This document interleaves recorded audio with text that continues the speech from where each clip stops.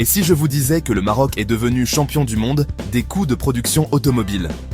Oui, vous avez bien entendu. En 2024, assembler une voiture au Maroc coûte moins cher que partout ailleurs dans le monde. Voici pourquoi c'est une petite révolution industrielle.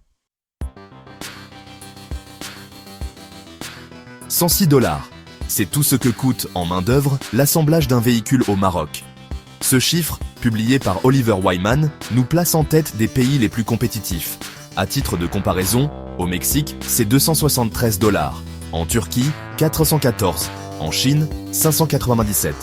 Et alors l'Europe, c'est une autre planète. Plus de 2000 $ en Italie, au Royaume-Uni, et jusqu'à 3307 $ par voiture en Allemagne. Mais ce n'est pas qu'un prix, c'est aussi une dynamique.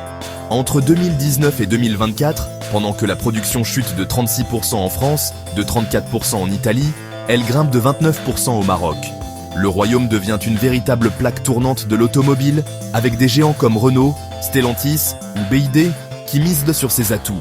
Position géographique idéale, zone franche, accord de libre-échange et une main-d'œuvre qualifiée, mais abordable. Mais attention, ce succès cache un enjeu plus profond. Être compétitif, c'est bien. Mais est-ce durable? Le Maroc reste pour l'instant une plateforme d'assemblage, fortement dépendante des grands groupes étrangers. Pour aller plus loin, il faudra investir dans la montée en gamme, la formation locale et surtout l'innovation industrielle. Car le vrai défi, c'est de passer du montage à la conception. Ce qu'on observe ici, c'est une reconfiguration planétaire.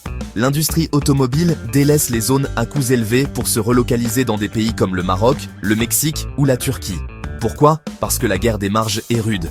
Et parce que l'Afrique du Nord apparaît comme une alternative sérieuse à l'Asie ou à l'Europe. L'infographie est claire. Là où les salaires flambent, les usines ferment. Là où ils restent accessibles, la production explose. Et tout cela s'inscrit parfaitement dans la vision 2030 du Maroc. Une vision qui parie sur l'industrie verte, la souveraineté énergétique et l'automobile comme levier de croissance nationale. Si le pays parvient à transformer son avantage en une filière complète, recherche, ingénierie, composants, alors oui, il pourrait devenir un acteur majeur du 21e siècle. Pas seulement un atelier du monde, mais un cerveau de l'innovation made in Africa. Alors, le Maroc champion des coûts, oui.